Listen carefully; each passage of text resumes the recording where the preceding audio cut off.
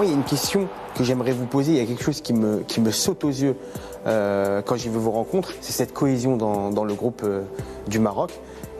Comment vous avez réussi à insuffler ça aux joueurs? Dès la prise de fonction, c'était pas évident. C'était un challenge qui était un peu fou de prendre l'équipe à ce moment-là. Donc quand c'est ton pays, t'as pas le temps de réfléchir.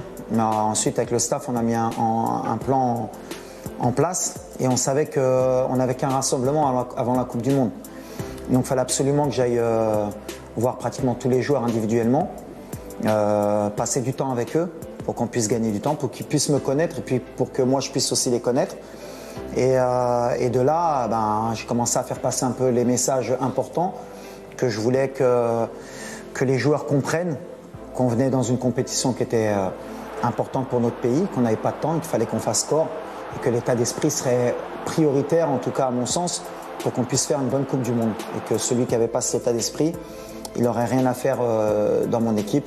Et du coup, pour le moment, ça fonctionne bien. Même si moi, j'ai un peu un rapport qui est proche avec mes joueurs. J'ai toujours fonctionné comme ça dans les clubs où je suis passé, où je suis très clair avec eux, où on se dit les choses, où on peut se permettre de parler avant ou après les matchs, comme des amis, comme des frères, ou comme des pères, ou comme on veut. Mais à partir du moment où on est sur le terrain, le coach redevient le coach.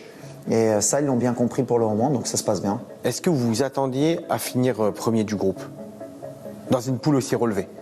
Non, on ne l'avait pas prévu, on l'avait espéré, on a travaillé pour, et on était confiant qu'on était capable de pouvoir le faire. Mais à certaines conditions, être confiant, ne pas avoir de regrets à la fin, de tout donner et d'avoir un plan de jeu qui va nous permettre de gagner. Et ce plan de jeu, pour certains, ça peut ne pas leur plaire, mais c'était le plan de jeu qui pouvait le mieux nous aider pour passer ce tour. Donc à partir du moment où ils ont compris ça et qu'ils ont mis les ingrédients, moi j'étais confiant pour qu'on puisse en tout cas passer le premier tour. Après de là à dire premier avec 7 points en n'ayant pas perdu de match, en encaissant qu'un but, ce serait de l'arrogance et je pense que je suis pas arrogant, donc on va dire que non.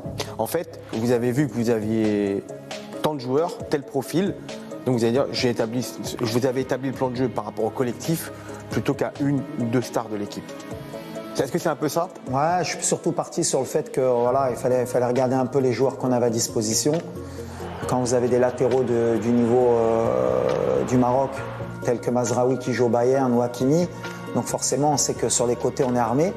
Quand vous avez des top players comme Ziyech ou comme Boufal sur les côtés, sans parler des jeunes qui arrivent, qui sont tout aussi talentueux, voilà, on savait que c'était une de nos armes. Donc après il fallait trouver un équilibre entre les excentrés qui n'aiment pas trop défendre, donc il fallait leur donner un peu de liberté avec un milieu un peu plus fourni. C'est pour ça qu'on a choisi de partir sur ce système de jeu. Comment avez-vous géré le retour d'Hakim Ziyech?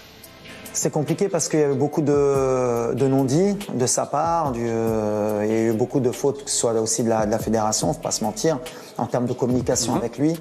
Voilà, et surtout Hakim, c'est quelqu'un qui est très fier, qui a une personnalité, et il fallait déjà aplanir les choses, lui redonner un peu de confiance et beaucoup discuter. Et c'est pas d'essayer de le convaincre parce qu'il aime son pays et je pense qu'au fond il a toujours souhaité revenir, mais voilà, il voulait savoir dans quelles conditions, il voulait me connaître aussi parce qu'il avait eu beaucoup de déceptions et de désillusions, et à partir du moment où le discours il a été clair avec lui, qu'on est parti sur une ligne de conduite, et que je lui ai dit que voilà, moi il serait important dans mon système, mais qu'il fallait qu'il donne plus que ce que j'ai vu moi avant en équipe nationale. Je vous ai entendu après le match la dernière fois, Walid, vous avez beaucoup évoqué l'Afrique. D'où vous vient cette volonté de représenter l'Afrique? Depuis tout jeune, vous savez, moi j'étais joueur. À l'époque, il n'y avait pas de date FIFA. Quand il fallait jouer pour son pays, c'était compliqué pour nous, les joueurs africains. Quand il fallait aller au mois de janvier, beaucoup de bras de fer. Il y a beaucoup de joueurs qui n'ont pas pu participer à des Coupes d'Afrique parce que sinon ils laissaient leur place en club. Moi j'ai connu la participation à la Coupe du Monde quand il y avait 3 équipes. Aujourd'hui on est bien représenté dans les grands clubs, ça nous aide. Les sélections africaines sont devenues des sélections qui sont difficiles à battre. Donc voilà, maintenant il faut qu'on passe un cap.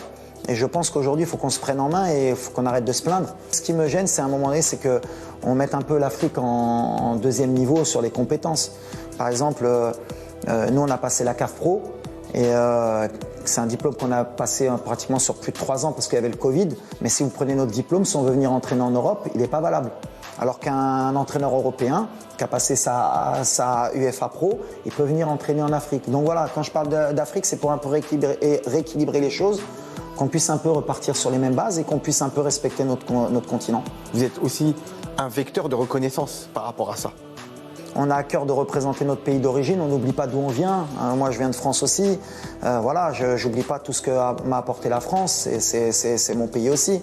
Mais voilà, cette double culture, je la prends comme une force, comme une énergie, mais à partir du moment où on respecte cette double culture et qu'on nous permet, par nos compétences, de réussir. Qu'on n'ait pas cette chape de plomb ou ce ciment qu'on est à traîner derrière nous pour pouvoir évoluer aussi, parce qu'on évolue moins vite que les autres. On est obligé de prouver 2 fois plus que les autres, mais c'est pas se plaindre, hein. Attention, moi, dès le départ, je savais qu'il fallait que je fasse 2 fois plus que les autres. C'est aussi un moteur, c'est peut-être aussi ce qui me permet d'avancer. On voit que vous avez une grande confiance en vous. D'où ça vous vient?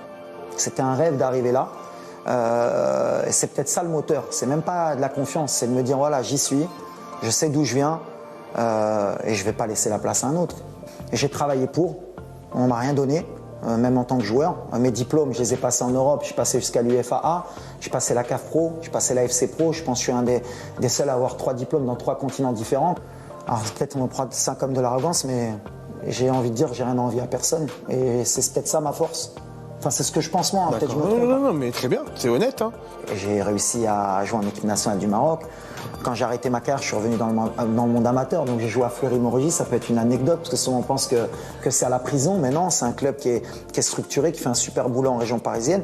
Si tu m'avais dit, quand j'étais dans mon quartier de Montconseil, à Corbeil-Essonnes à l'époque, que je faisais des tournois de foot en salle, qu'un jour tu serais international, que tu serais entraîneur de ton équipe en Coupe du Monde et que tu passerais le premier tour et que tu jouerais l'Espagne mardi, bah, franchement, ça peut faire rêver, mais moi je sais que c'est la réalité aujourd'hui et j'ai envie de croquer ça à pleines dents. Merci. Top, Merci beaucoup. Merci. Franchement, super. Merci.